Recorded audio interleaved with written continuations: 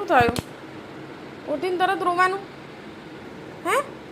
Good morning. Good morning Golu. શું થયું? કોને માર્યો? ઓ મા દીકો, ઓ મા ચોકલો. શું થયું? મારી પાપડી. ચલો ચા પીવાની છે? ચલો આવી જાઓ, બહાર આવી જાઓ. ચાલો, રોવાનું નહીં અત્યારનું બેટા. અંશુભાઈ ઉઠી ગયા છે. અંશુભાઈને પેન્ટ શર્ટ એટલું ગમે છે ને કે માંડ માંડ રાત્રે પેન્ટ નીકાળ્યું છે. હે ગોલું? ચલો હવે અંશુભાઈને અમે બોર્નવિટાવાળું દૂધ આપી દઈશું. Hi guys, welcome back to my channel. તો મોર્નિંગ થઈ ગઈ છે સવારની, અને આજે કશું કોઈ શાક હતું નહીં એટલે મેં મિક્સ દાળ બનાવી દીધી છે.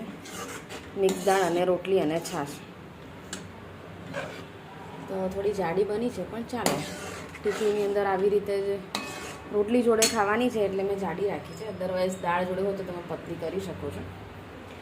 અને આ મારું કિચનનું મોર્નિંગ વ્યૂ છે. અને હજુ કપડાં બપડા બધું જ બાકી છે. વિધિબેન એમના દાદા ઘરે ગયા છે. આ કાલે બહાર જઈને આવ્યા. અમે લોકો અમારી બહેનના ઘરે ગયા હતા એટલે બધું બાકી છે કામ. અને અમારા કબૂતરા છે એ એટલું એક્સ્ટ્રીમ લેવલમાં હેરાન કરે છે કે મારા કોઈ કપડાં ધોયેલા વ્યવસ્થિત રહેવા નથી રહેતા. અને અંશુભાઈનું નવું સ્કૂટર છે જે તમે વિડીયોમાં તો જોઈ જ લીધેલું હશે. વિધિએ લીધું છે પિંક કલર, પણ વિધિ બિચારી વાપરી નથી શકતી. ઘરમાં એક ગુંડો માણસ હોય છે જે અમારો આ ગોલું છે. ગોલું છે. અને એટલા બધા હેર ગ્રોથ એટલો થઈ જાય છે ને, હજુ 2 મહિના પહેલાં જ કટ કરાવ્યું છે ને. સારું, ચલો પછી વાત કરીએ. પહેલાં એમને દૂધ આપી દઈએ. તો આની અંદર મેં ખાંડ અને બોર્નવિટા નાખી દીધું છે.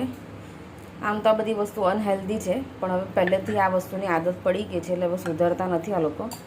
અદરવાઇઝ જ્યારે અંશુ નાનો હતો ત્યારે હું એક mix fruit dry fruit powder બનાવી દેતી હતી, જેમાં કાજુ, બદામ, પિસ્તા એ રીતના એડ કરી અને ફ્રીજની અંદર હું સ્ટોર કરી દેતી હતી. એક જ મિનિટ. તો એ કાજુ બદામવાળો જે પાવડર છે તમે 1 ચમચી આની અંદર નાખી અને પીવડાવી દો. અદરવાઇઝ તમે ઓટ્સ બી બનાવી શકો છો. જ્યારે અંશુ નાનો હતો ત્યારે હું વ્હાઈટ ઓટ્સ બનાવતી હતી દૂધની અંદર, અને પછી એની અંદર 1-2 ચમચી જેટલું કાજુ બદામનો જે પાવડર આવે છે, મિક્સ ડ્રાય ફ્રૂટ પાવડર જેને આપણે કહીએ છીએ, હું એ અંદર એડ કરી અને આપી દીધી હતી. પછી ઘઉંના લોટની રાબ બનાવું કે શીરો બનાવું તો એ બાને એના પેટમાં કાજુ બદામ થતું હતું. પણ હવે ભાઈ મોટા થઈ ગયા છે તો હરેક ટેસ્ટ ખબર પડે છે એટલે હવે ખાતો નથી જલ્દી, એટલે થોડોક પતલો બી થઈ ગયો છે. પણ કંઈ નહીં, થોડોક મોટો થશે એટલે એની જાતે સ્ટાર્ટ કરી દેશે. વિધિબેન હવે બધું જમતા સ્ટાર્ટ થઈ ગયા છે એટલીસ્ટ 8.5 વર્ષે. હવે એની કોઈ પ્રોબ્લેમ છે નહીં, હજુ એક વેજીટેબલ્સ નથી એ જમતી, પણ વાંધો નહીં આવે. વર્ષની અંદર કદાચ એ બી ખાતી થઈ જશે.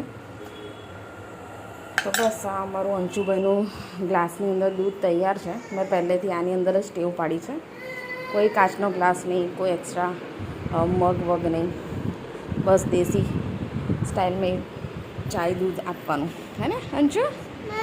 નથી પીવું? હાલે પીવે. એ પાણી બી જાતે પીવે છે, પણ દૂધ ખબર નહીં, એ દૂધ અમારા હાથેથી જ પીવે છે. બહુ ટ્રાય કરે છે કે ભાઈ એની જાતે પી લે, કોઈક દિવસ આપણે કામમાં હોઈએ કે બીજું કંઈ કરતા હોય તો,